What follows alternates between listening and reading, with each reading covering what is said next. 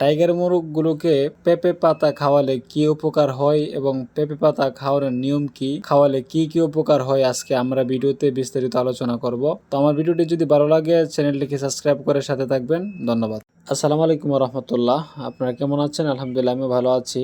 তো আজকে বিস্তারিত আলোচনা করব যে মুরগগুলোকে পেঁপে পাতা খাওয়ালে কি উপকার হয়। আর যেহেতু আমাদের সামনে শীত আসতেছে, অবশ্যই আমরা শীতের মধ্যে মুরগগুলোকে পরিপূর্ণ পরিচর্যা করার জন্য আমরা অবশ্যই চেষ্টা করব, কারণ শীতের মধ্যে মুরগগুলো পালন করা অনেকটাই কষ্টদায়ক বা কষ্টসাধ্য হয়ে যায়। আর শীতের মধ্যে যেহেতু মুরগগুলো অনেকটা কষ্টসাধ্য হয়ে যায়, বিশেষ করে শীতের মধ্যে মুরগের ঠান্ডাজনিত যে রোগটা এটা বেশি হয়। এই জন্য আমরা শুরুতে যে ঠান্ডা থেকে বাঁচার জন্য শুরুতে আমরা যে কাজটা করব সেটা হচ্ছে লিটারের যে ম্যানেজমেন্ট বা লিটারের যে পরিচর্যাটা ওইটা একটু ভালো রাখার চেষ্টা করব।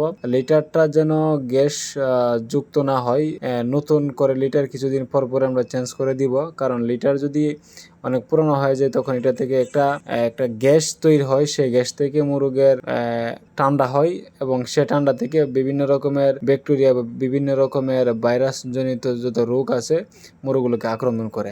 দ্বিতীয়ত হচ্ছে আমরা যে পেঁপে পাতার কথা বলছিলাম, এটা খাওয়ালে মুরগের যে আমাশা এবং চোনা পায়খানা এবং বদহজম, গ্যাস ইত্যাদি বিভিন্ন রোগের উপকার হয় এই প্রাকৃতিক চিকিৎসার মাধ্যমে।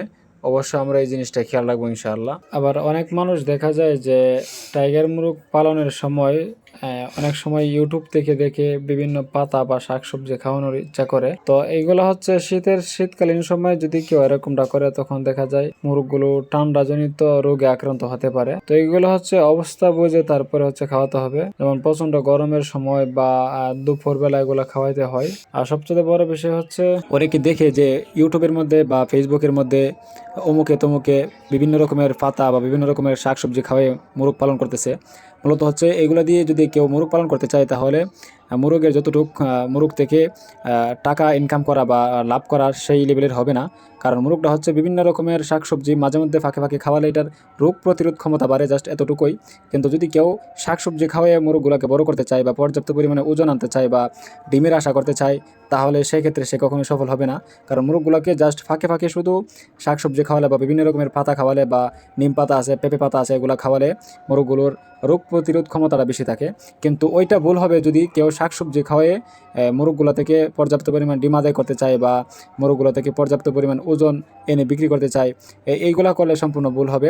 এই জন্য যে সমস্ত নতুন উদ্যোক্তারা এমন চিন্তা করেন যে আমি মুরগগুলোকে শাকসবজি খাওয়াই বা অন্যদের মতো করে খাওয়াই আমি লালন পালন করবো, তাহলে আপনাদের জন্য খামার না।